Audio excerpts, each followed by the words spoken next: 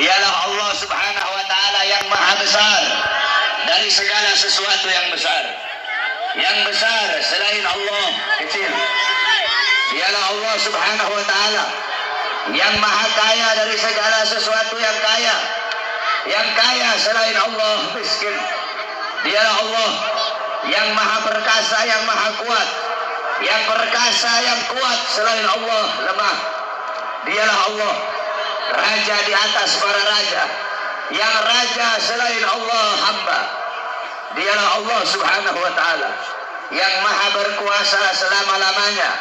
Yang berkuasa selain Allah kadang berkuasa dan kadang tidak berkuasa. Dialah Allah yang maha tahu. Yang tahu selain Allah adalah pencari pengetahuan. Dialah Allah yang maha berilmu. Yang berilmu selain Allah adalah pencari ilmu. Dialah Allah yang maha hidup. Yang hidup selain Allah pasti akan mati. Yang ada selain Allah pasti akan tiada. Yang wujud selain Allah pasti akan binasa. Sedangkan hidupnya Allah, adanya Allah, wujudnya Allah selama-lamanya kekal abadi, tidak akan pernah musnah dan tidak akan pernah binasa. Dan dialah Allah yang dimana pada malam hari yang mulia ini, di tempat yang penuh dengan barakah ini, Allah Subhanahu wa Ta'ala mengumpulkan kita di majelis ilmu, di majelis zikir yang penuh dengan kemuliaan ini. Semoga duduknya kalian di sini Allah ampuni dosa-dosa kalian, dosa-dosa yang telah lalu, dosa-dosa yang akan datang, dosa-dosa yang tampak, dosa-dosa yang tidak tampak, dosa-dosa yang besar, dosa-dosa yang kecil.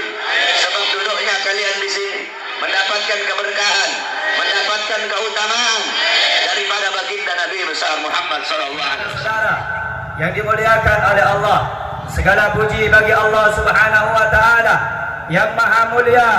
Dialah Allah Subhanahu wa Ta'ala raja di antara para raja.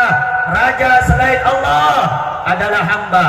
Dialah Allah Subhanahu wa Ta'ala yang maha kaya. Yang kaya selain Allah miskin. Dialah Allah Subhanahu wa Ta'ala yang maha perkasa, yang maha kuat. Yang kuat dan perkasa selain Allah lemah, saudara-saudara. Dialah Allah yang maha melihat. Yang melihat selain Allah buta terhadap warna-warna yang jauh dan warna-warna yang dekat. Dialah Allah Subhanahu wa Ta'ala zat yang maha mendengar.